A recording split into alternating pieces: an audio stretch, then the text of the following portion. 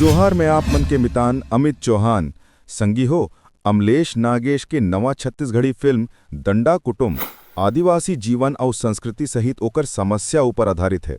दंडा कुटुंब के मतलब जंगल के परिवार या जंगल के भीतर के गांव होते। ये फिल्म अमलेश नागेश के कोया फिल्म्स प्रोडक्शन के बैनर तरे बनत हवे। एमा अमलेश नागेश, लवण्या दास, मानिकपुरी मन मुख्य भूमिका मन हवे।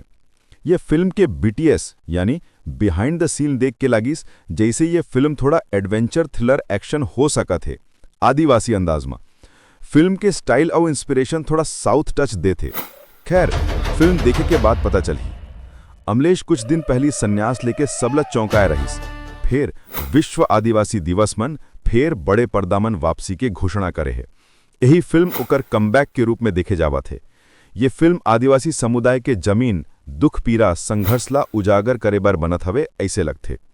फिल्म के निर्माण रमेश श्याम सपत्निक के सहयोग में हुआ थे और अमलेश खुद लेखक, निर्देशक और मुख्य अभिनेता है।